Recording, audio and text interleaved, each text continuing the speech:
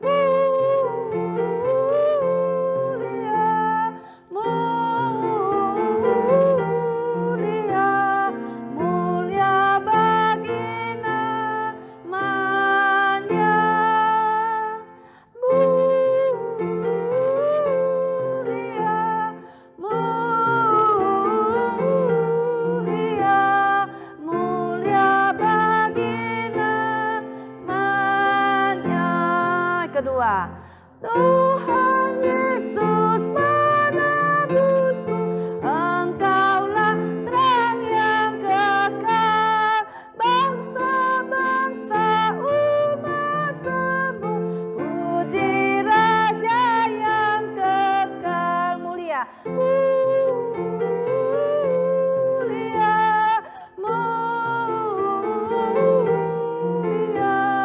mulia bagi namanya.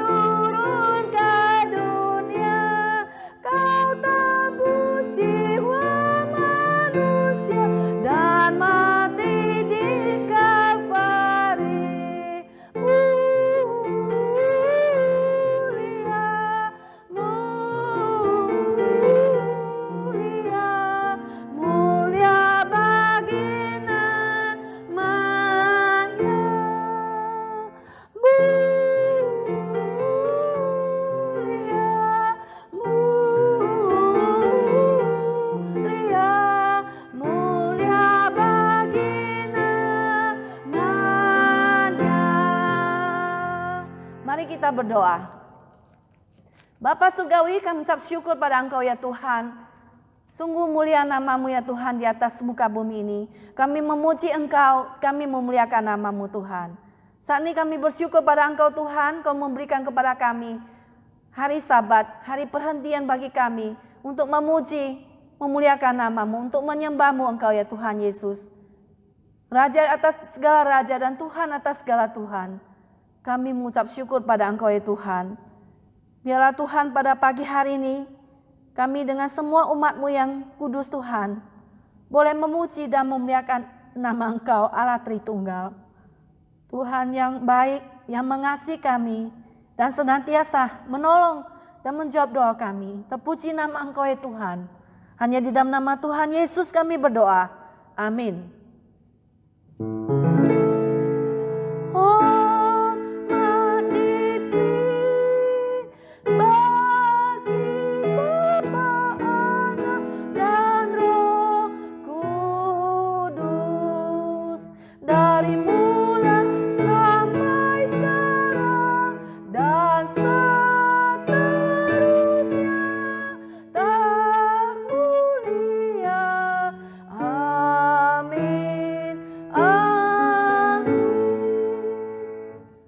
Silakan duduk kembali dengan hormat.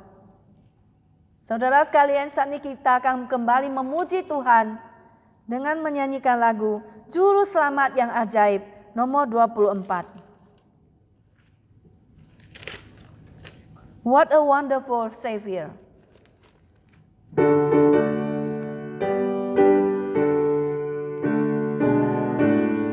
Mari kita semua sama-sama bernyanyi. Kristus sudah bebaskanku, Juru Selamat yang ajaib, hutang dosa ditebusnya, Juru Selamat yang ajaib, Juru Selamat yang ajaib, ya Yesus Tuhanku, Juru Selamat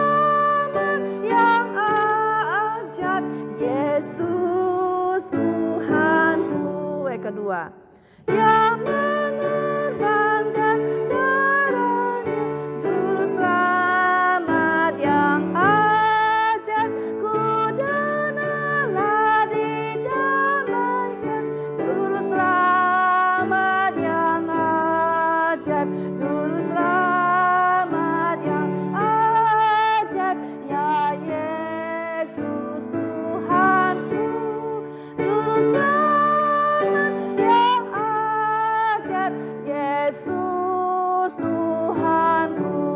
Ketiga, ku diberi kuasa menangnya, Juru Selamat yang ajaib, peperangan dimenangkan, Juru Selamat yang ajaib, Juru Selamat yang ajaib, ya Yesus Tuhanku, Juru Selamat yang ajaib, Yesus Tuhanku.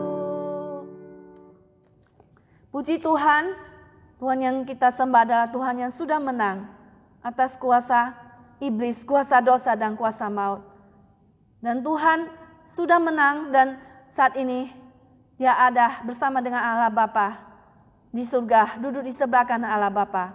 Dan kita mengucap syukur Tuhan juga memberikan kuasa kemenangan kepada setiap kita anak-anak Tuhan untuk menang terhadap kuasa dosa, kuasa iblis dan kuasa maut. Kita mengucap syukur kepada Tuhan kita Yesus Kristus yang ajaib. Bersama dengan gereja segala abad dan tempat saudara sekalian, mari kita semua bangkit berdiri, kita akan mengucapkan pengakuan iman rasuli kita. Pengakuan iman rasuli. Aku percaya kepada Allah, Bapa yang Maha Kuasa, Khalik langit dan bumi, dan kepada Yesus Kristus, anaknya yang tunggal, Tuhan kita, yang dikandung daripada Roh Kudus, lahir dari anak darah Maria, yang menderita sengsara di bawah pemerintahan Pontius Pilatus, disalibkan, mati dan dikuburkan, turun ke dalam kerajaan maut.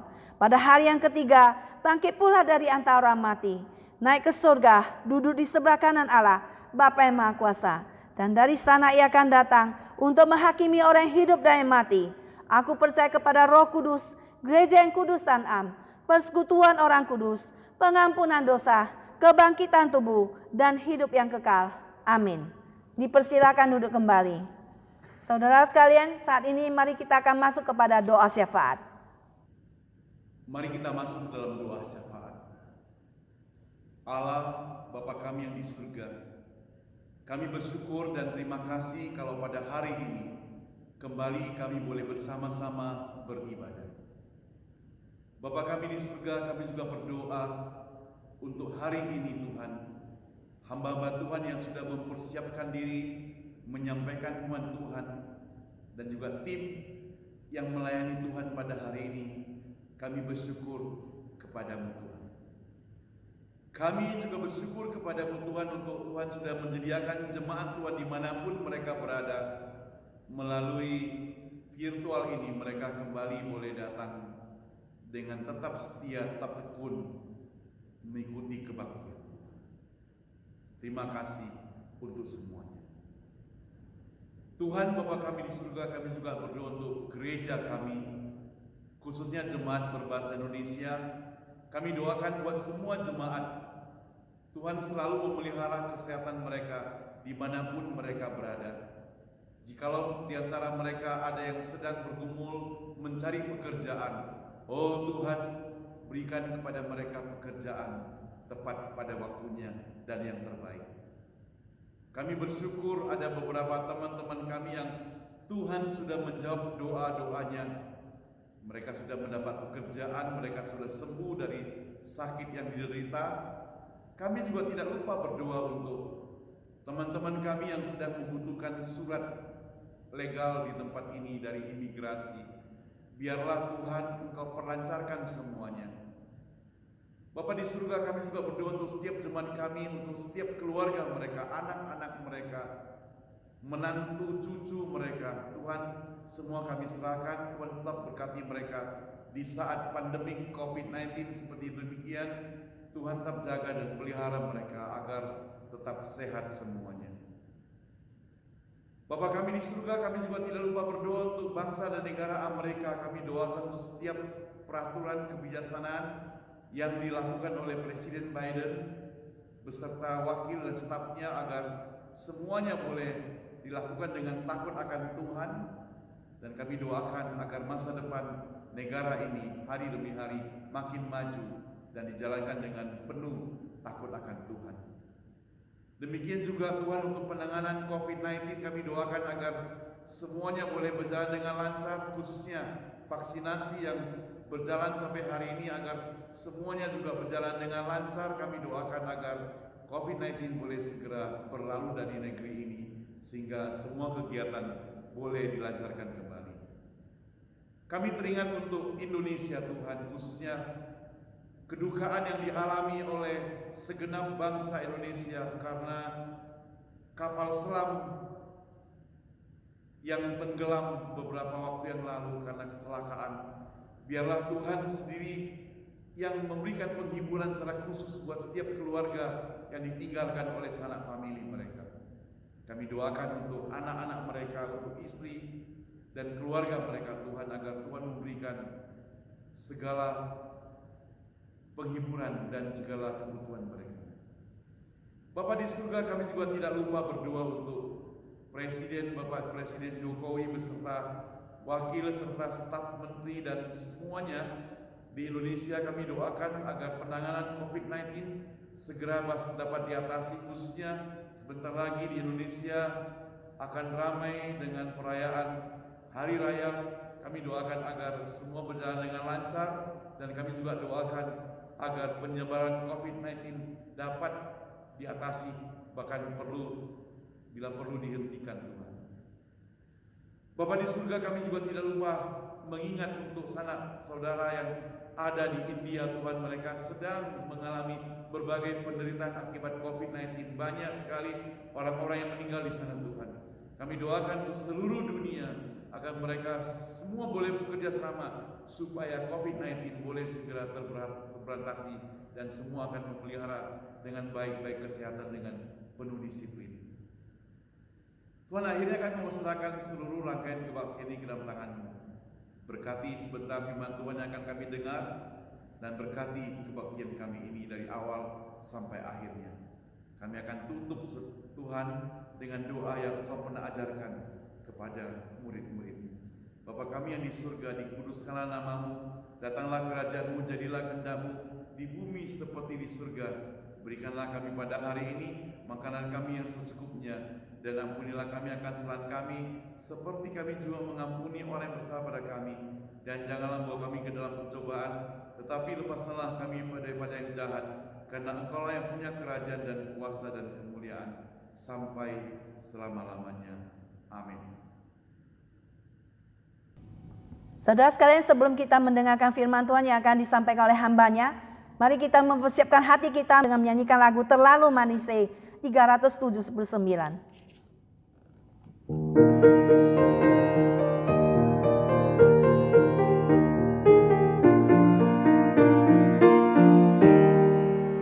Dengar suara Tuhan, terlalu manis, panggil kita semua, terlalu manis. Ayo kerja buat Tuhan, sungguh senang-senang dipanggil Tuhan, terlalu manis.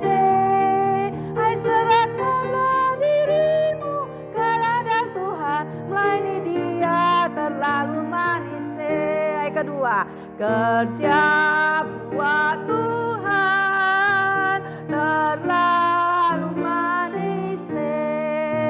Biar pikul salib, terlalu manis. Ayo kerja buat Tuhan, sungguh senang-senang dipanggil Tuhan, terlalu manis. Ayo serahkanlah dirimu kepada Tuhan, melayani Dia, terlalu manis. Saudara sekalian, tiba saatnya kita akan mendengarkan firman Tuhan. Mari kita tenangkan hati kita di hadapan Tuhan, mendengarkan firman Tuhan. Shalom saudara sekalian, selamat berjumpa kembali dan beribadah bersama dengan Gereja Cornerstone Baptis Injili Indonesia yang ada di San Francisco. Mari saudara kita mempersiapkan hati kita.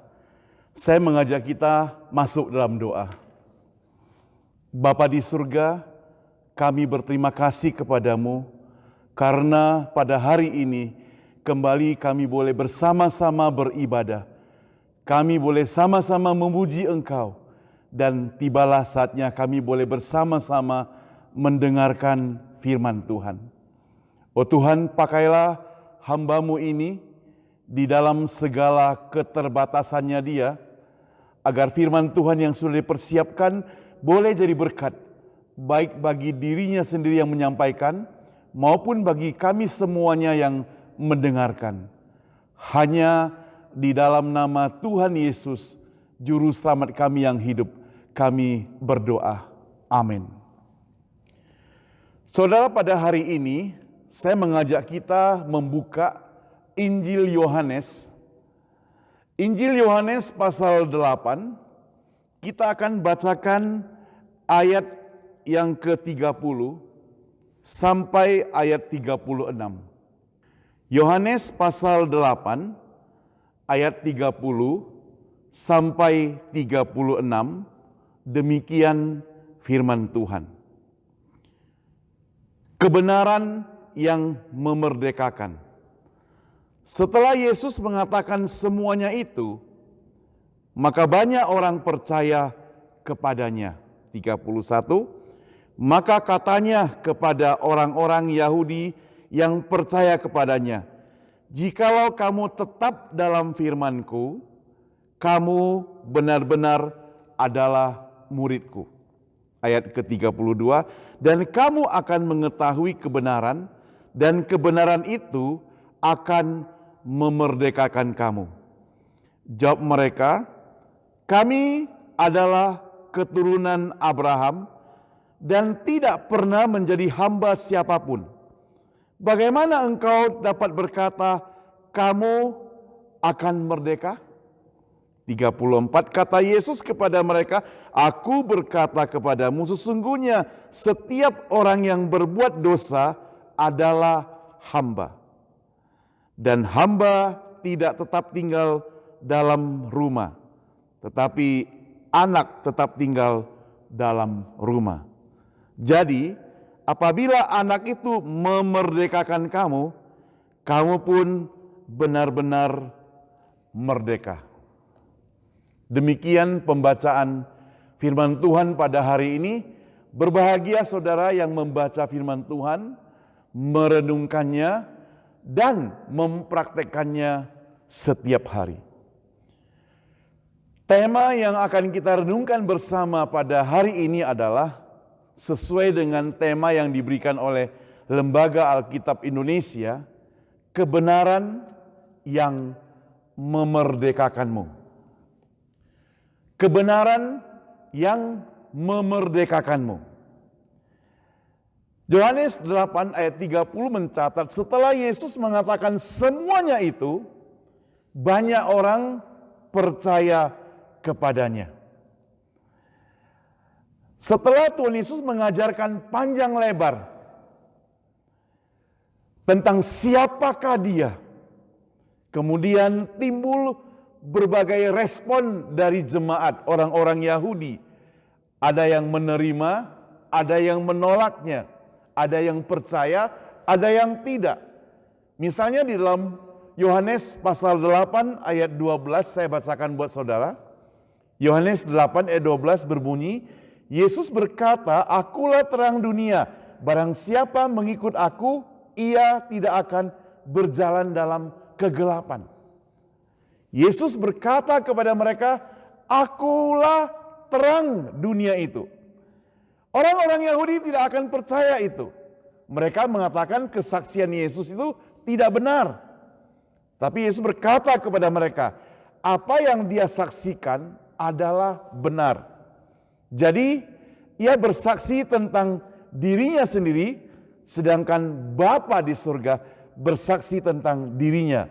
Di dalam kitab Taurat disebutkan, bila ada dua orang bersaksi, maka itu sah. Seorang penulis berkata demikian, jika engkau mencari kebenaran, maka mungkin engkau akan mendapatkan kenyamanan hingga akhirnya. Jika engkau mencari kenyamanan, engkau tidak akan mendapatkan kenyamanan ataupun kebenaran. Jadi pilih mana? Engkau mau cari kebenaran atau engkau mau mencari kenyamanan? Nah saudara, hari ini kita akan melihat satu tema, yaitu kebenaran yang memerdekakan. Kebenaran itu kurang lebih 200 kali ditulis di dalam Alkitab ini. Itu membuktikan bahwa kebenaran itu adalah suatu hal yang sangat-sangat penting. Ada dua kata penting yang akan kita bahas pada hari ini adalah satu kebenaran, satu lagi kemerdekaan. Nah saudara, apa hubungannya kebenaran dengan kemerdekaan? Siapa sebenarnya orang-orang yang benar? Siapa sebenarnya orang-orang yang merdeka itu? Mari kita akan lihat bersama-sama. Saya ingin menceritakan sedikit pengalaman.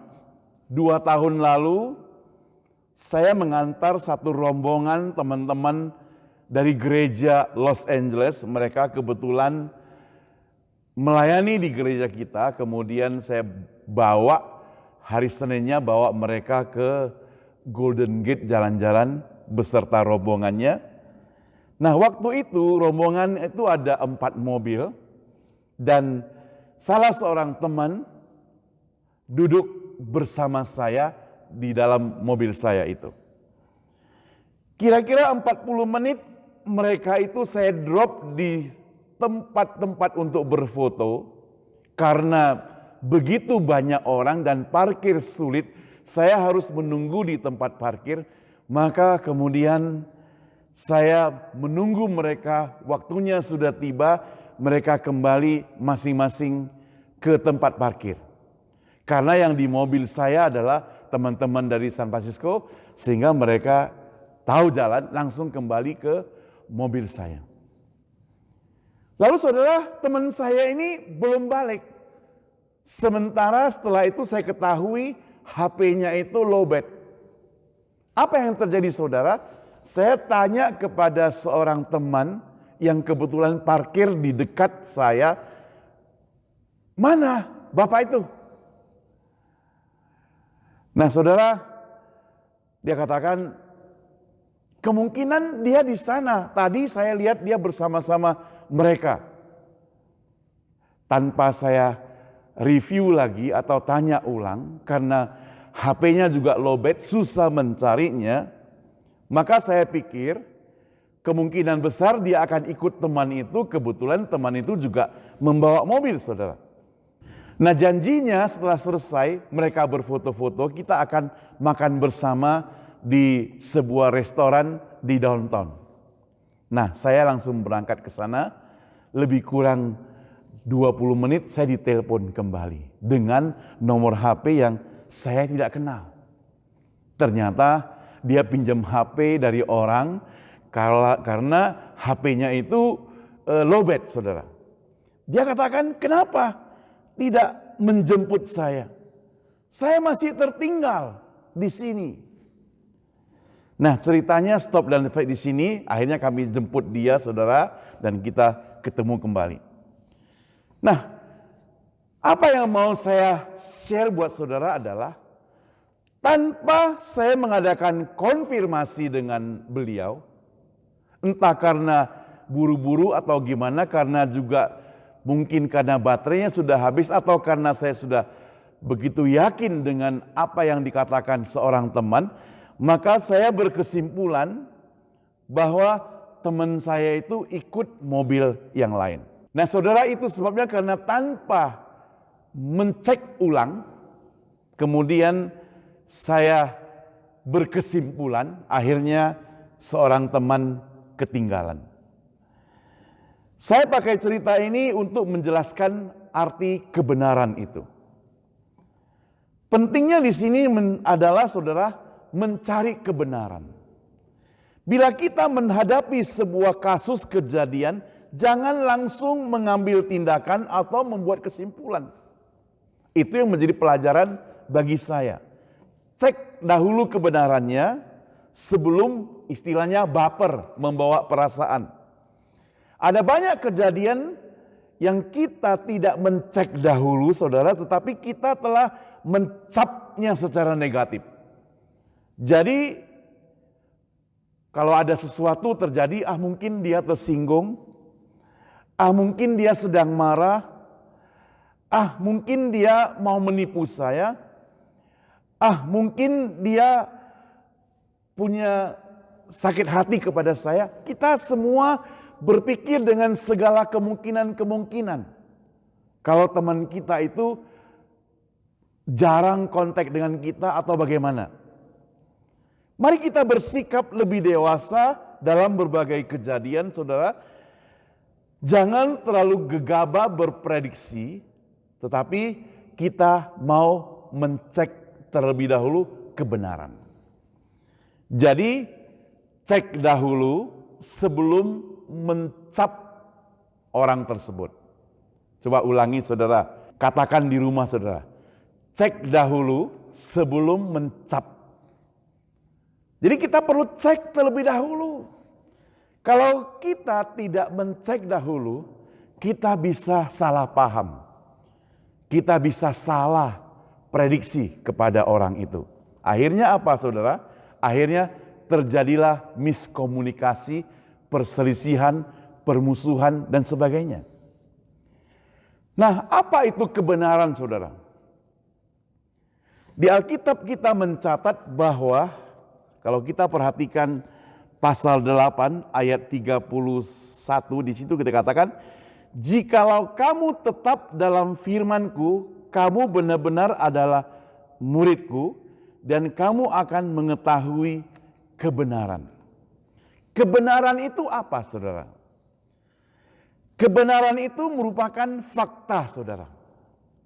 Ada dokumen dari sejarah pada masa lalu mencatat tentang siapa Yesus, lahir di mana, kemudian perjalanan hidupnya, pelayanannya di mana, sampai dia mati bagaimana, dia bangkit bagaimana, kuburnya ada di mana, murid-muridnya siapa, semuanya ada dalam sejarah. Jadi itu merupakan fakta, bukan sekedar gimmick, bukan sekedar acting, bukan sekedar drama sandiwara, tetapi benar-benar ada. Yang kedua, saudara, kebenaran itu realita, saudara. Kebenaran itu real, dapat dirasakan. Ketika ada kebenaran, maka di sana ada kedamaian.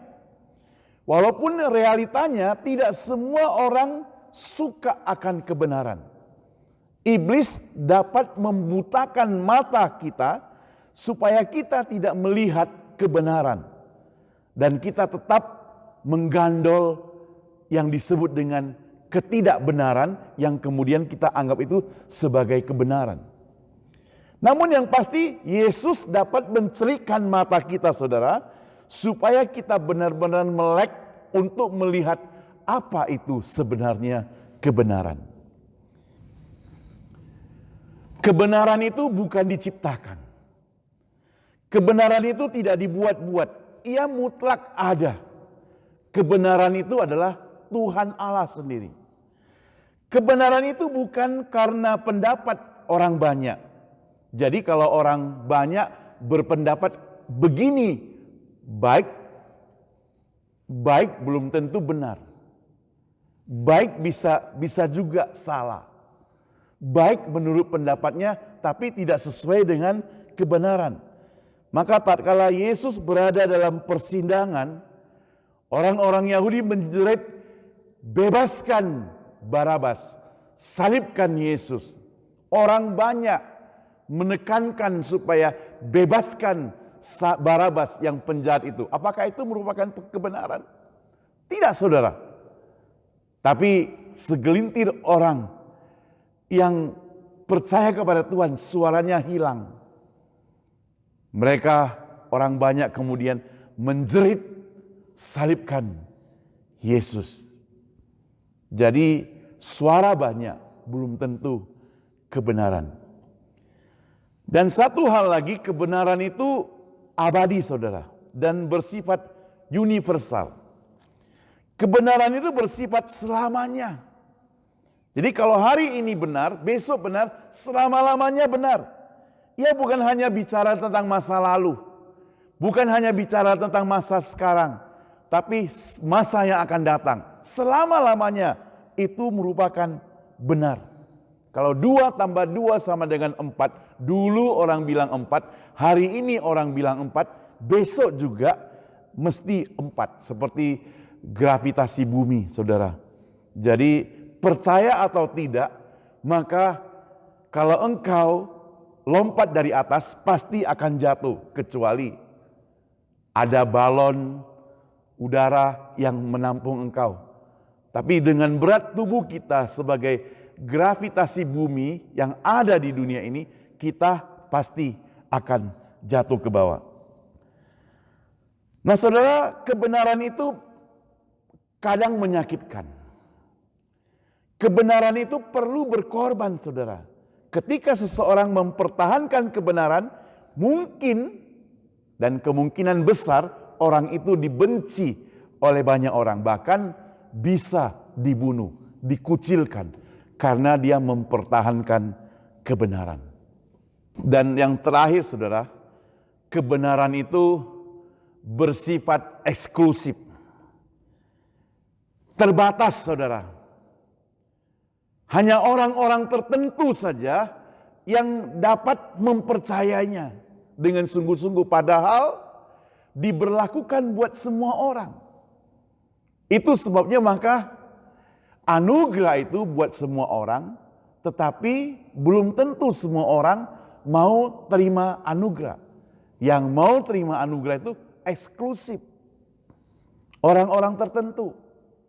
Maka kalau hati tidak sungguh-sungguh mau menyerahkan sepenuhnya kepada Tuhan dengan rendah hati, maka kita tidak bisa menerima kebenaran itu. Soren Kierkegaard mengatakan demikian, di dunia ini ada dua cara yang paling bodoh, yaitu percaya sesuatu yang tidak benar atau menolak percaya sesuatu yang benar. Percaya sesuatu yang tidak benar dan menolak sesuatu yang benar. Ada dua hal. Saya tidak tahu Anda berada pada posisi yang bagaimana. Posisi percaya pada yang benar atau menolaknya. Atau jangan-jangan percaya kepada sesuatu yang tidak benar. Kalau hari ini engkau percaya kepada sesuatu yang tidak benar, berarti engkau sedang melangkah menuju kepada jalan yang tidak benar. Harus kembali, harus segala belok arah kembali 180 derajat. Nah saudara, apabila engkau memilih jalan yang tidak benar, itu berarti hidupmu sedang dikuasai oleh iblis. Mari kita lihat Yohanes pasal 8 ayat 44. Yohanes 8 ayat 44, demikian firman Tuhan. Iblislah yang menjadi bapamu, dan kamu ingin melakukan keinginan-keinginan bapamu. Ia adalah pembunuh manusia sejak semula dan tidak hidup dalam kebenaran. Sebab di dalam dia tidak ada kebenaran. Apabila ia berkata dusta, ia berkata atas kehendaknya sendiri. Sebab ia adalah pendusta dan bapa segala dusta. Jadi iblislah yang menjadi bapakmu dikatakan. Dan dia adalah segala pendusta. Coba kita lihat bagaimana dustanya iblis. Iblis itu sangat lihai. Dia memakai firman Tuhan dan diputar balikkan. Iblis itu mengerti firman Tuhan. Maka kalau engkau dan saya tidak sungguh-sungguh membaca Alkitab, kita bisa ditipu oleh iblis. Di dalam Kejadian pasal 3, waktu itu manusia pertama jatuh ke dalam dosa, maka terjadi percakapan antara Hawa dengan si ular yang disebut sebagai iblis. Saya mengajak saudara memperhatikannya. Kejadian pasal 3 ayat 1, firman Tuhan demikian. Adapun ular ialah yang paling cerdik dari segala binatang di darat yang dijadikan oleh Tuhan Allah. Ular itu berkata kepada perempuan itu, tentulah Allah berfirman, semua pohon dalam taman ini jangan kamu makan buahnya, bukan? Apakah benar firman Allah kepada Adam dan Hawa demikian? Tidak, saudara. Justru iblis membalikkan. Tuhan Allah katakan semua pohon yang ada di dalam taman ini boleh engkau makan, kecuali buah pengetahuan baik dan jahat. Tetapi dibalikkan, dikatakan semua dalam taman ini jangan kamu makan buahnya. Dia seperti sedang mengadu domba. Tidak demikian. Lalu saut perempuan itu kepada ular itu, buah pohon-pohonan dalam taman ini boleh kami makan. Nah itu.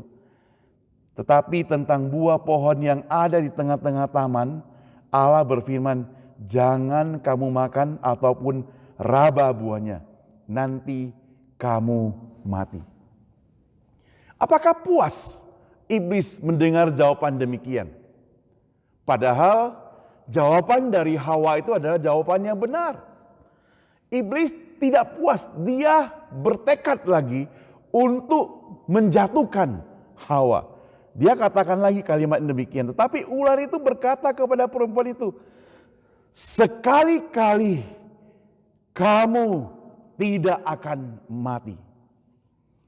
Dan dikatakan lagi, tetapi Allah mengetahui bahwa pada waktu kamu memakannya, matamu akan terbuka dan kamu akan menjadi seperti Allah, tahu tentang yang baik dan yang jahat. Jadi Adam, maksud saya Hawa pada waktu itu tergoda dengan kalimat yang disampaikan oleh iblis. Ada tawaran kepadanya, matamu akan terbuka. Dan satu hal lagi, kalian itu akan sama seperti Allah. Maka jatuhlah mereka dalam dosa. Jadi iblis itu merupakan pendusta yang membawa kita ke dalam jalan yang salah. Hati-hati. Nah, herannya saudara, manusia suka akan kebodohan itu yang selalu menolak kebenaran dan hidup terikat kepada kebenaran dunia yang dikuasai oleh iblis itu. Kebenaran dunia itu antara lain saudara, yang pertama, iblis akan berkata melalui kebenaran orang dunia begini. Semua orang seperti itu kok. Semua orang melakukan itu. Jadi kita mesti sama seperti mereka. Di kantor kita banyak melihat orang korupsi. Semua orang korupsi. Masa engkau tidak mau? Kuno, kolot. Itu tawaran dari kebenaran dunia, saudara. Kebenaran yang salah, yang penuh dengan kebohongan. Kebohongan dunia juga menawarkan pergaulan bebas. Manusia boleh bebas bergaul. Itu yang ditawarkan oleh kebohongan dunia. Engkau akan menikmati kesenangan di dunia ini. Lalu yang ketiga, saudara, kebenaran dunia menawarkan lakukan apa saja, yang penting engkau gembira, engkau enjoy, engkau happy. Istilah bahasa Inggrisnya adalah YOLO, Y-O-L-O. You only live once. Jadi artinya, karena hidupmu hanya sekali, maka lakukanlah apa saja sesukamu. Seenak dewe kata orang Jawa. Ini merupakan kebenaran dunia yang sudah dikuasai oleh iblis. Kebenaran dunia juga menawarkan banyak uang akan membuat engkau bahagia. Apakah benar bisa bahagia dengan uang?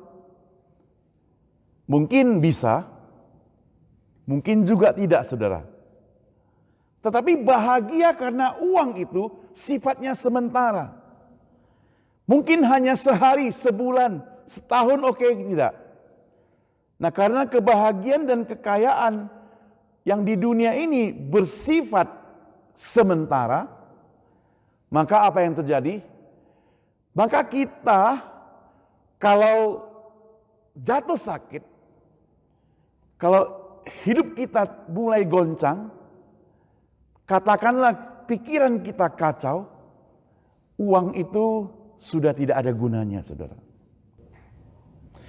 Anda bisa kaya dan kaya sekali, tapi di dalam kita tidak ada kebenaran yang benar, maka hidup kita itu akan menjadi sia-sia. Kalaupun suatu hari kita dipanggil, harta kekayaan kita tidak dibawa kemana-mana. Nah, saudara, suatu hari ada seorang bapak yang sudah lanjut usia, dia panggil anak-anaknya berkumpul. Dia bilang, anak-anakku, saya tahu kalian semua sudah berhasil. Kalian semua sudah punya harta kekayaan sendiri. Itu sebabnya saya ada menyimpan harta kekayaanku sendiri berupa emas dan uang cash sejumlah demikian. Tetapi saya tidak akan membagikan kepada kalian. Saya akan bawa nanti setelah saya meninggal dunia. Tolong kalian anak-anak perhatikan dari mulai yang kecil sampai yang paling besar. Kumpulkan semua harta kekayaanku itu, masukkan dalam sebuah kotak, taruh dalam peti mati, berikut dengan saya dikuburkan. Begitu cerita demikian kepada anaknya, seminggu kemudian benar, si bapak itu meninggal dunia, saudara. Anak-anak pada bingung. Gimana nih? Papa suruh masukkan harta kekayaannya ke dalam peti matinya. Nanti kalau orang lain tahu bagaimana, kalau penjahat tahu bagaimana, kalau perampok tahu bagaimana, bisa hilang, bisa lenyap, percuma kita masukkan. Tapi sambil ngomel-ngomel, mereka semua masukkan ke dalam sebuah tempat supaya bisa masuk ke dalam peti matinya, termasuk uang-uangnya yang begitu banyak itu. Lalu anak yang sulung itu berkata kepada adik-adik begini, jangan masukkan. Tapi adiknya bilang, harus. Karena papa sudah berpesan, harus kita masukkan. Lalu ada ide daripada abangnya yang paling besar. Dia bilang, coba kalian hitung semua berapa jumlahnya. Kemudian mereka menghitunglah semua harta kekayaan bapaknya itu berapa jumlahnya. Sesudah dikatakan sebuah jumlah, anak yang paling besar itu katakan, begini, saya akan bayar semua ini. Saya akan beli semuanya, emas permatanya. Saya tulis sebuah cek, saya akan bayar kepada papa. Nanti setelah papa kita kuburkan, dia akan mencairkannya di sana. Nah saudara, ini sebuah cerita. Tapi makna daripada cerita ini sangat mendalam, saudara.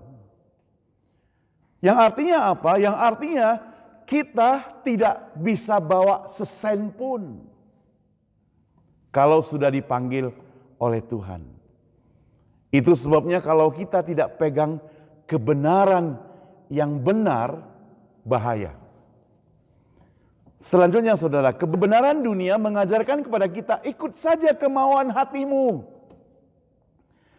Apakah ini dibenarkan saudara? Sekali lagi, jika hati ini tidak ada kebenaran yang sejati, maka apapun yang kita lakukan akan salah, akan rapuh, akan jatuh ke dalam hal-hal yang tidak benar. Inilah kebohongan dari iblis kembali. Yang selanjutnya saudara, kebenaran dunia mengajarkan bahwa Tuhan tidak mengasihimu. Iblis akan mendengungkan suara itu bilang, Tuhan itu loh tidak mengasihi engkau. Kalau ia mengasihimu, pasti engkau sudah kaya raya. Kalau engkau dikasihi Tuhan, pasti engkau sehat-sehat. Kalau engkau dikasihi Tuhan, engkau tidak menjanda, keluargamu tidak akan bercerai. Nah lihat saudara, kebohongannya begitu menghantui kita. Membuat hati kita kadang-kadang bisa goyah kalau kita tidak benar-benar mengetahui kebenaran yang sejati itu. Yesus berkata, jikalau engkau mau ikut aku, maka engkau harus memikul salib. Jadi kalau engkau dan saya mau ikut Tuhan Yesus, mau ikut Tuhan, harus ada penderitaan. Inilah konsep kebenaran yang sejati. Ikut Tuhan, menderita. Saya kasih contoh lagi saudara, di negara-negara tertentu ada gereja-gereja yang ditutup. Orang-orang percaya dibuat menderita. Kebaktian dikacau-kacaukan. Alkitab dan Tuhan Yesus dihina. Dan sebagainya. Namun orang-orang percaya tidak menanggapi dengan kemarahan. Kenapa saudara? Apakah mereka takut? Apakah mereka pengecut? Tidak juga saudara. Tetapi mereka belajar firman Tuhan dengan baik tentang kebenaran yang sejati itu. Kasihilah musuhmu. Ampunilah mereka. Sebab mereka tidak tahu apa yang mereka perbuat. Seperti Tuhan Yesus katakan di atas kayu salib itu saudara. Nah saudara, dalam Mazmur 19 ayat 160 mencatat demikian. Dasar firman-Mu adalah kebenaran dan segala hukum-hukum-Mu yang adil adalah untuk selama-lamanya. Jadi dasar firman kita itu adalah kebenaran, bukan kebohongan. Mazmur 19 ayat 165 mencatat, besarlah ketentraman pada orang-orang yang mencintai Taurat-Mu. Tidak ada batu sandungan bagi mereka. Titus 1 ayat 2 mencatat, dan berdasarkan pengharapan akan hidup yang kekal, yang sebelum permulaan zaman sudah dijanjikan oleh Allah yang tidak berdusta. Jadi Allah bukan pendusta. Janjinya tidak pernah meleset, tidak pernah berbohong. Tangannya tidak kurang panjang untuk menolong engkau. Itulah Allah yang kita sembah. Coba kita kembali kepada Yohanes pasal 8 ayat 31.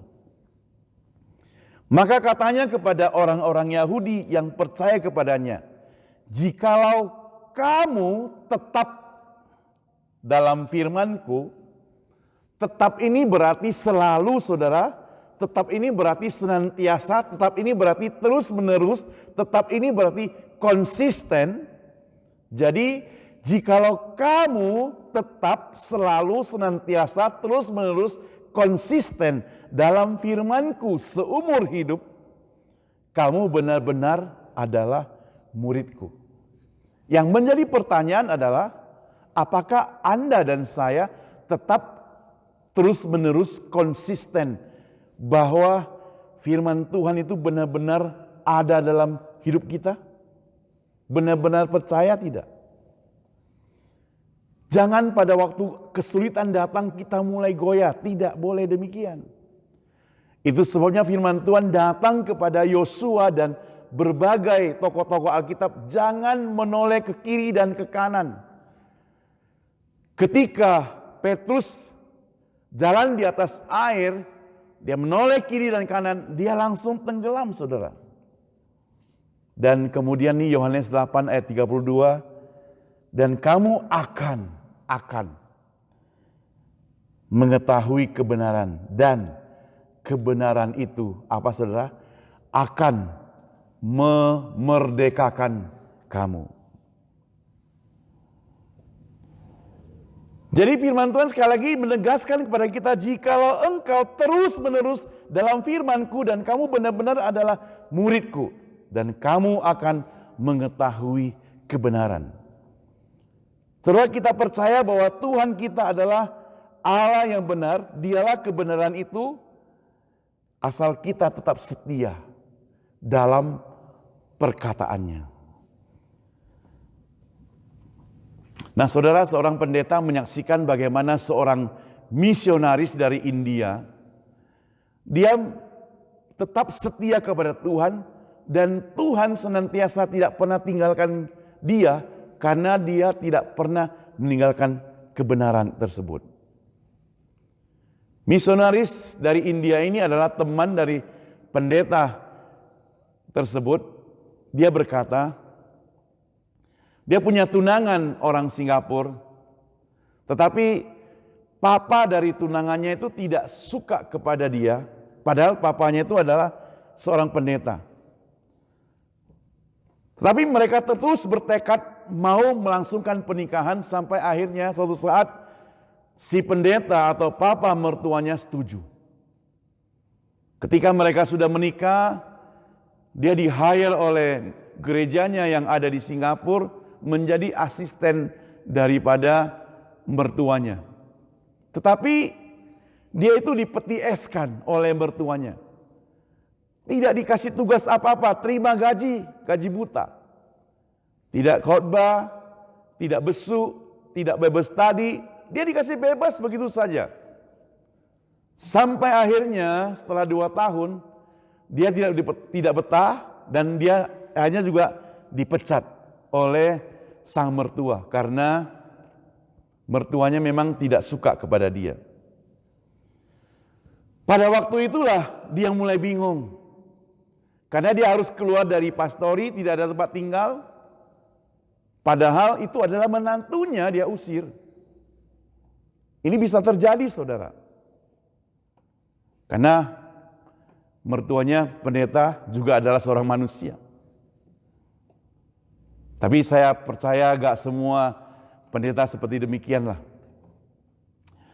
Nah, ketika dia diusir, dia tidak punya apa-apa. Di kantongnya hanya ada $80. Dia bertemu dengan seorang pendeta yang lain, dia ceritakan persoalannya. Ternyata pendeta yang lain persoalannya lebih sulit daripada dia. Akhirnya dia tergerak memberikan persembahan untuk membantu pendeta itu. Uang $80 itu dia digerakkan oleh Tuhan, persembahkan semuanya untuk pendeta itu. Wah, habislah uangnya. Secara manusia dia tidak punya apa-apa lagi. Tapi begitu keluar dari rumah pendeta itu, tiba-tiba dia menerima telepon, saudara. Dari seorang jemaat. Dia katakan, "Halo Bapak, saya tahu engkau sekarang tidak melayani lagi di gereja. Saya punya rumah. Hari itu saya sewa sebuah rumah lebih kurang 1 tahun karena kami renovasi rumah. Dan sekarang masih ada setengah tahun lagi karena rumah yang kami renovasi ternyata cepat sekali selesainya. Dan kamu boleh tinggal di situ lebih kurang setengah tahun. Tidak perlu bayar. Nanti kalau sudah 6 bulan baru kamu keluar." Wah, saudara, dia itu seperti menerima durian runtuh. Ya. Tiba-tiba dia mendapatkan pertolongan seperti itu. Dia tahu itu dari Tuhan yang konfirmasi kepada dia. Singkat cerita, setelah 6 bulan dia tinggal di tempat itu, tuan rumah itu yang tadi pinjamkan atau berikan apartemen atau rumah kepada dia tinggal, mau pergi keluar kota, keluar negeri lebih kurang 3 bulan. Dia bilang, "Saya mau pergi ke luar negeri 3 bulan. Tolong jaga rumahku ya sama istrimu selama 3 bulan." Jadi mereka dapat tinggal lagi gratis. Wah, sekali lagi dia percaya bahwa orang yang setia kepada kebenaran firman Tuhan secara terus-menerus Tuhan juga akan setia kepada dia. Sampai akhirnya dia menemukan pelayanan dan dia mulai mencicil rumah, dan sampai hari ini menurut pendeta tersebut mereka sudah punya rumah. Tidak perlu lagi pinjam-pinjam rumah orang atau apartemen orang. Tuhan itu tidak pernah tinggalkan kita, amin saudara. Kalau kita terus-menerus tetap setia kepadanya. Walaupun di dalam mengikuti dia ada kesulitan. Seperti yang dialami oleh misionaris itu. Maka ada satu kalimat dalam bahasa Inggris, "When God invited, He will provide it." Ketika Allah mengundang engkau, maka atau memanggil engkau, Dia akan menyediakannya. Itulah kebenaran.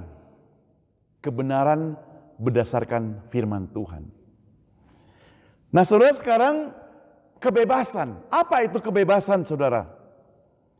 Kebebasan yang sejati adalah satu keinginan atau kemampuan untuk melakukan kehendak Tuhan dan menjadi semua yang Tuhan rancang itu untuk kita lakukan.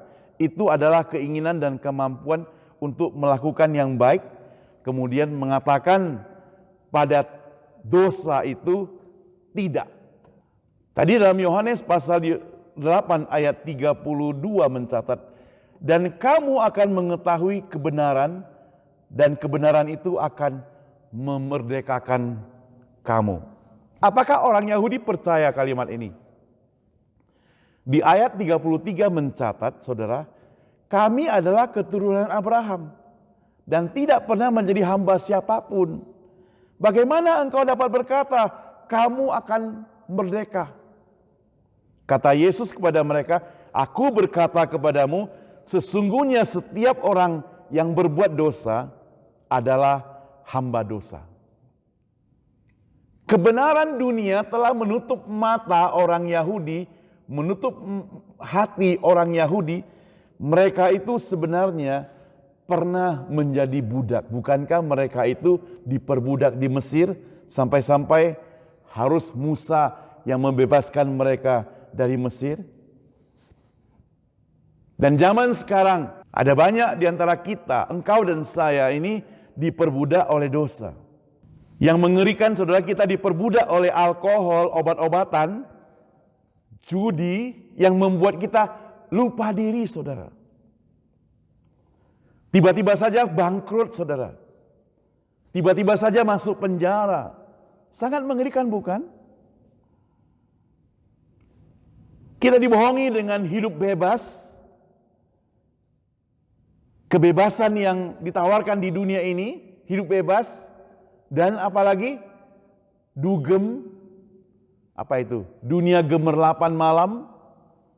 Ya tentunya dihiasi dengan minuman keras dan sebagainya. Kita ditawarkan dengan computer games yang begitu mengikat pada zaman ini. Saya masih ingat ada satu masa orang-orang masih senang main Facebook. Iseng-iseng kita juga main Facebook yang di Farmville namanya. Mungkin saudara ingat. Itu kita tanam-tanam pohon. Kita diperbudak, setiap hari harus menyiram, besok tanam lagi, menyiram, tanam, menyiram. Kalau lupa akan hangus. Saudara bayangkan, tanamannya itu gak selesai-selesai saudara. Kita diperbudak. Zaman sekarang anak-anak main game, bisa sampai tengah malam, lupa makan saudara. Ada yang sampai mati di tempat permainan game. Itu terjadi saudara. Apalagi yang mengikat kita? Yang paling banyak adalah gadget saudara. Handphone, sosial media mengikat kita sampai kita tidak bisa tinggalkan. Saya terima sebuah video, ada seorang ibu bawa seorang anak tapi dia memperhatikan HP, anaknya jalan di depan mobil, orang yang nyetir mobil karena mobilnya besar tinggi gak lihat anaknya, menggilas anaknya. Itu karena apa? Karena HP, karena gadget, media sosial. Harta juga saudara bisa mengikat kita, kerja keras, boleh gak kerja? Boleh, itu artinya kita rajin, tapi setiap hari kejar terus uang, harta, kekayaan. Sampai hari Minggu juga bekerja. Apa yang terjadi? Tuhan pun ditinggalkan. Jadi itulah keterikatan kita, bukan kebebasan. Kepahitan hidup yang kita alami juga dalam kehidupan kita itu merupakan keterikatan kita. Kita merasa tidak punya sukacita. Begitu pahitnya hidup kita ini, kita sebentar-sebentar menangis, sebentar-sebentar mencucurkan air mata.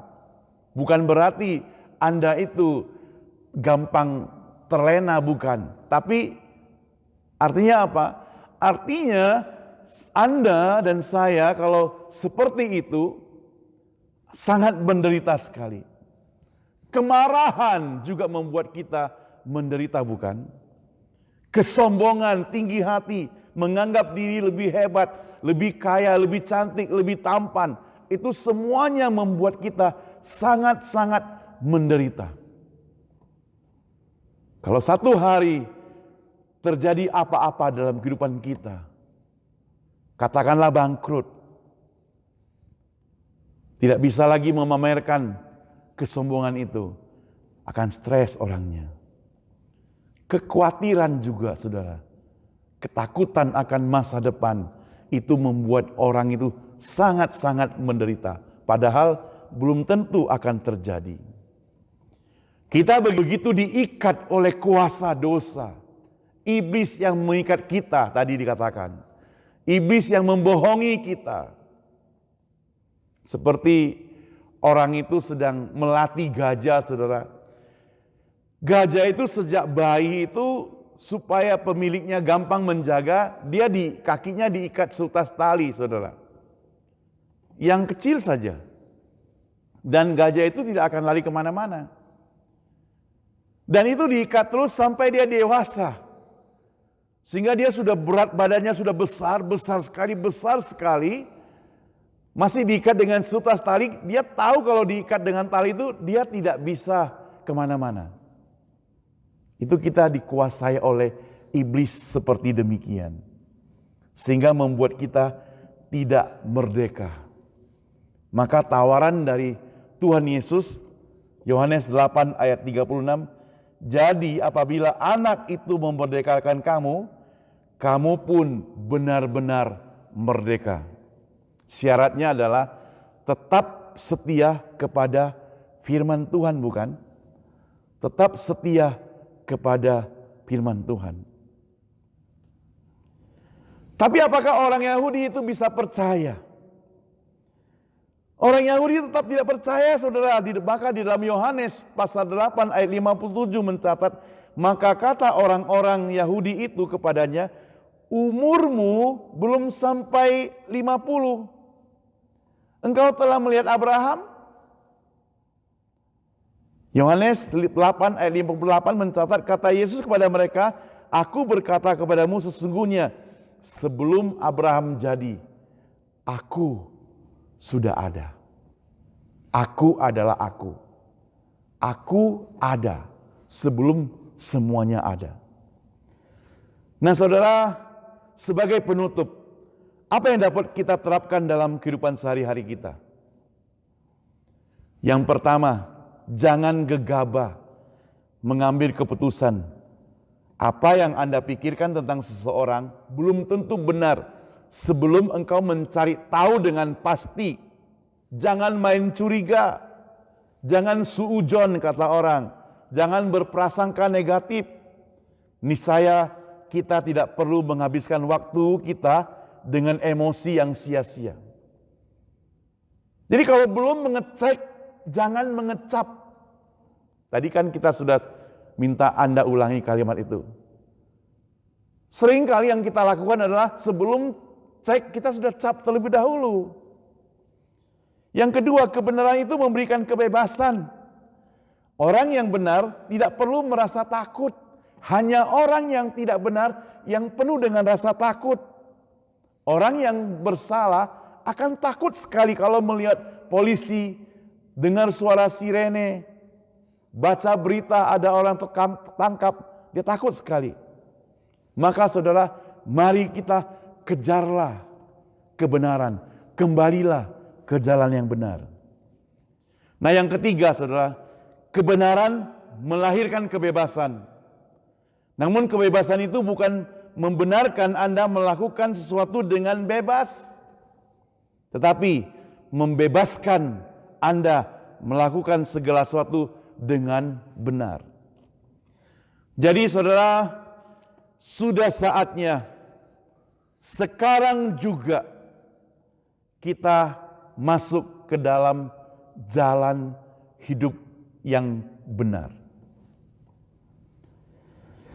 Bukan jeratan iblis, bukan yang membuat kita penuh kebencian, bukan yang membuat kita penuh kepahitan, tidak diikat oleh alkohol, obat-obatan, tidak diikat oleh materi, harta kekayaan, tidak diikat oleh barang-barang bermerek, tapi kita mau lepas dari iblis, dari cengkerapannya, masuk ke dalam kebenaran hidup bersama Kristus, sehingga kita benar-benar sukacita menikmati hidup ini.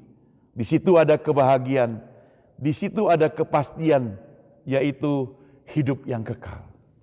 Kalau kita hidup bersama dengan Tuhan, maka ada kepastian hidup yang kekal. Karena itu merupakan habitat kita yang benar. Ikan biasa hidup dalam air, kalau kita keluarkan dia akan mati. Demikian juga burung hidup di udara. Kalau kita masukkan ke dalam air, dia akan mati. Demikian juga manusia. Kalau kita lepaskan dia dan disuruh hidup dengan kuasa iblis, akan mati. Tetapi hidup bersama dengan Tuhan, kita mendapatkan hidup yang kekal. Mazmur 119 ayat 15 mencatat, Engkau dekat ya Tuhan, dan segala perintah-Mu adalah benar. Kalau kita dekat dengan Tuhan, perintah Tuhan tidak pernah salah. Mari kita datang kepada Tuhan Allah yang benar. Kita berdoa. Bapa kami di surga, jikalau pada hari ini, setelah kami mendengarkan firman Tuhan ini, ada di antara kami yang masih berkeras hati, seperti orang-orang Yahudi yang tidak mau percaya. Oh Tuhan, ampunilah mereka, kami sangat kasihan kepada mereka. Karena mereka sedang berjalan pada jalan kebenaran yang ditawarkan oleh dunia, yaitu tawaran iblis.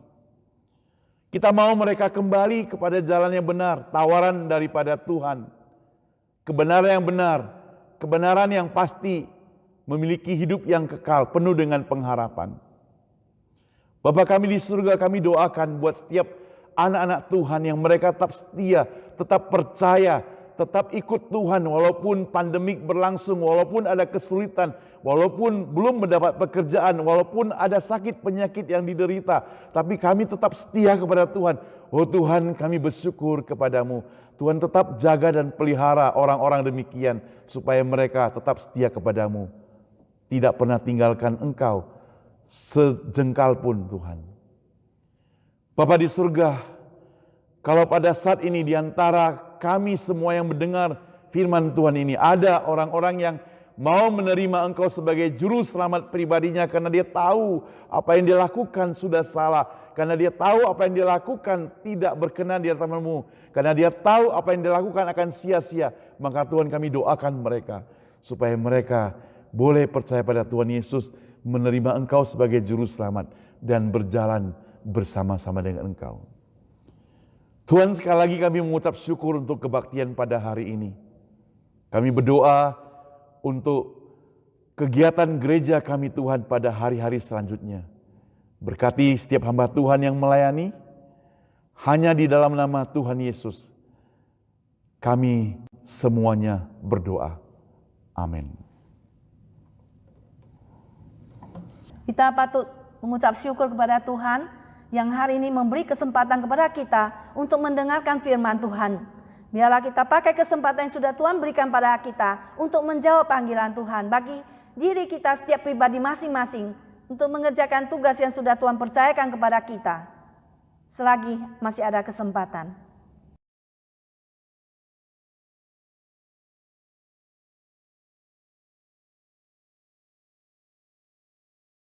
Saudara sekalian, mari saat ini kita akan memberikan persembahan pada Tuhan.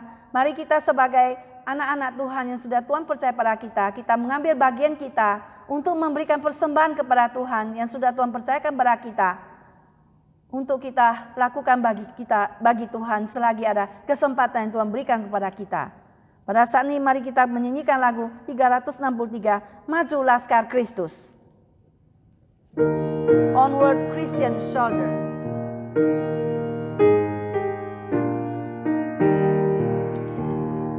Maju laskar Kristus, maju berperang, ikut salib Yesus yang memimpinku.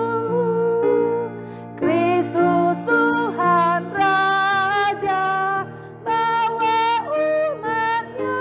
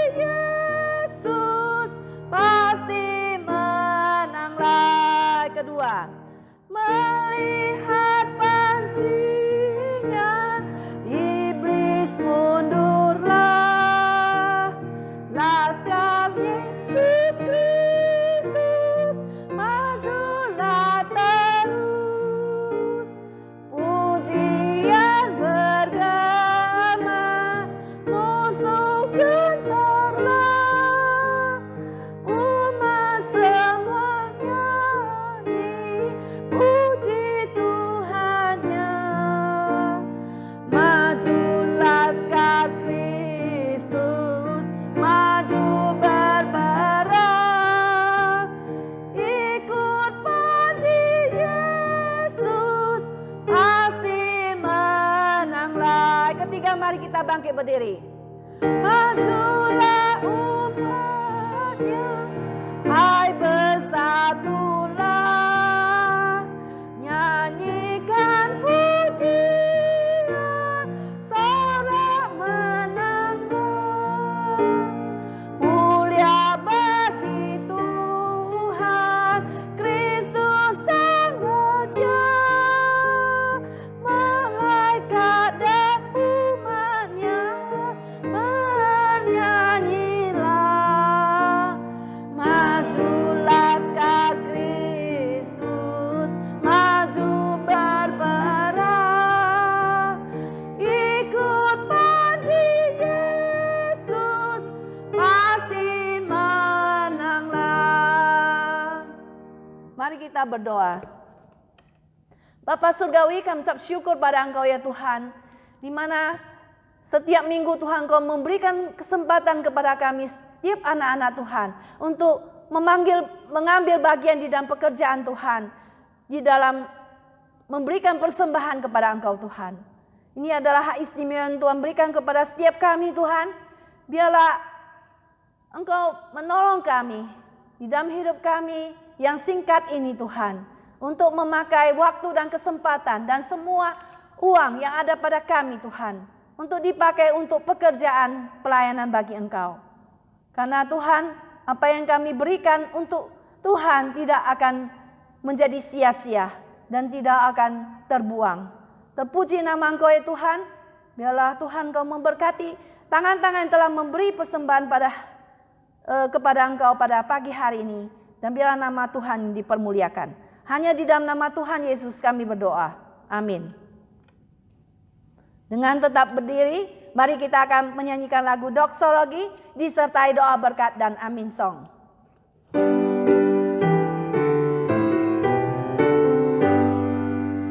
Puji Allah Bapa Putra, puji Allah Roh Kudus, ketiganya yang esa, pohon selamat sumber berkat. Amin. Mari kita terima berkat Tuhan. Kasih dari Allah Bapa, anugerah dan keselamatan dari Yesus Kristus, pertolongan dan penghiburan dari Roh Kudus, menyertai seluruh kehidupan kita, menyertai pekerjaan kita, menyertai kesehatan kita, bahkan kerohanian kita, dari hari ini besok dan sampai selama-lamanya. Amin. Amin.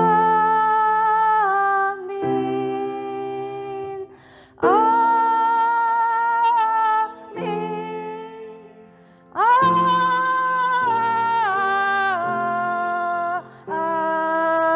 Amin. Amin.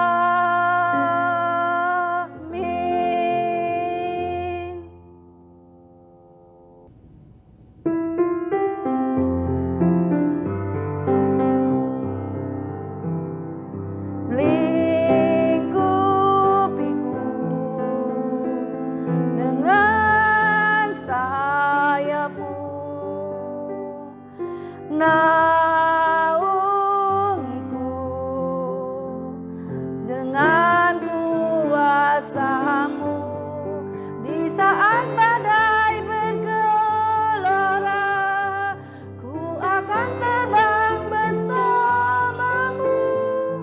Bapa Kau Raja atas semesta, ku tenang sebab Kau Allahku, ku tenang sebab Kau Allahku. Saat teduh kebaktian selesai. Sampai bertemu minggu depan, Tuhan memberkati.